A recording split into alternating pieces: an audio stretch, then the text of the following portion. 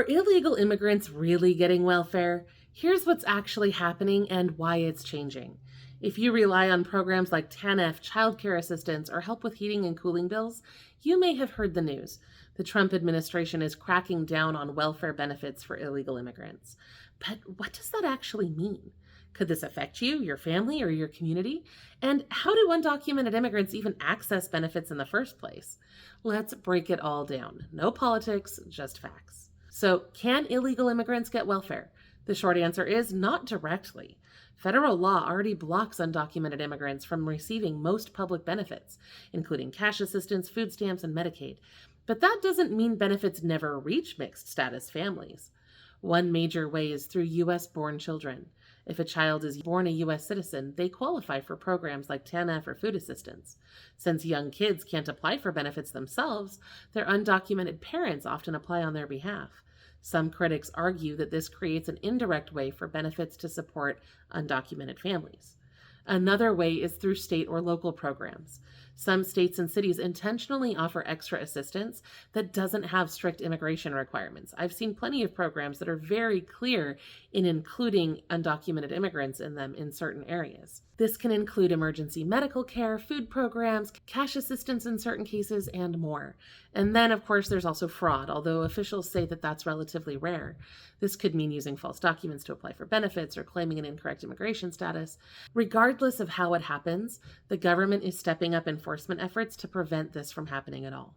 So why are they cracking down now? This policy shift comes from a new executive order directing federal agencies to strictly enforce the rules on public benefits. Officials say that over time, enforcement has become inconsistent, and some programs have failed to properly screen applicants.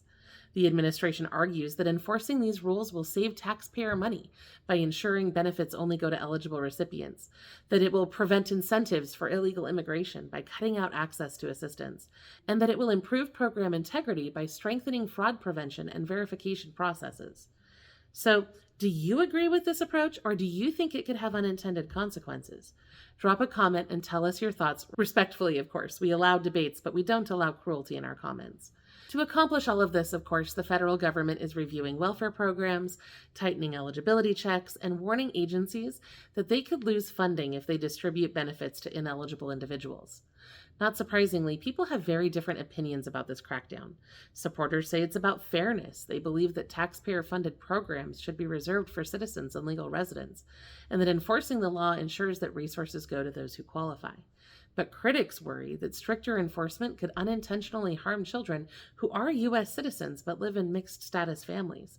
If their parents are afraid to apply for assistance, or if stricter verification delays benefits, those kids could go without help that they legally qualify for. There's also concern that this could lead to more paperwork and more delays for everyone. If agencies implement stricter screening, even legal residents might have to jump through more hoops to prove their eligibility, making it harder for struggling families to get and keep the help that they need. If you are a U.S. citizen or a documented immigrant, your benefits should not be affected, but you may experience longer wait times or stricter verification processes as agencies implement these new rules.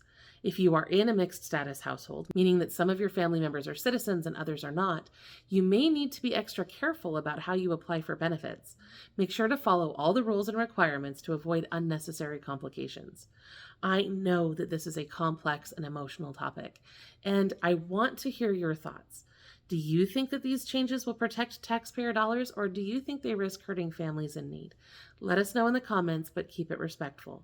And as always, check out lowincomerelief.com for more details on where you can get help.